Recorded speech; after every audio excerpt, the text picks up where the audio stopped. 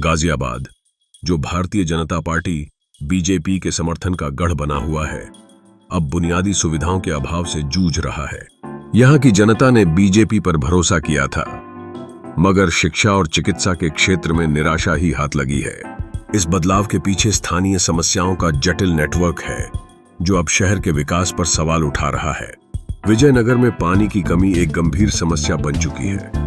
यहाँ के निवासी हर रोज पानी की तंगी का सामना करते हैं, जिससे न केवल उनकी दिनचर्या बाधित होती है, बल्कि इसके स्वास्थ्य पर भी नकारात्मक परिणाम पड़ते हैं। पानी की लगातार कमी के कारण लोगों की शिकायतें असंगति के गर्भ में खो गई हैं।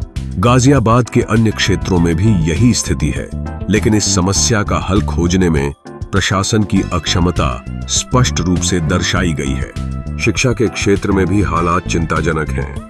गाजियाबाद की गलियों में युवाओं की आकांक्षाएं डिग्री कॉलेजों के अभाव में मुरझा रही हैं। अब तक किसी बीजेपी सांसद ने एक भी उच्च शिक्षा संस्थान का निर्माण नहीं किया है, जिसके कारण छात्रों को दूर दराज के शहरों की राह पकड़नी पड़ती है।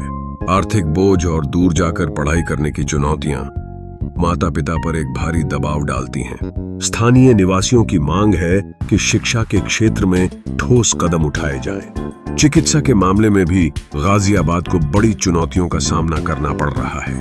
सरकारी अस्पतालों में सुविधाओं की कमी, विशेषज्ञों की न्यूनता और दवाओं की उपलब्धता में गिरावट ने मरीजों की मुश्किलें बढ़ा दी हैं। अनेक मरीजों को इलाज न मिलने के कारण निजी अस्पतालों की महंगी दुनिया में कदम रखना पड़ता है, जहां उनकी जेब पर अतिरिक्त बोझ पड़ता है। गाजियाबाद के लोगों की उम्मीदें अब उनके चुने हुए प्रतिनिधियों पर टिकी हैं। जनता चाहती है कि उनके सांसद शिक्षा, चिकित्सा और पानी जैसी मूलभूत समस्याओं को प्राथमिकता दें।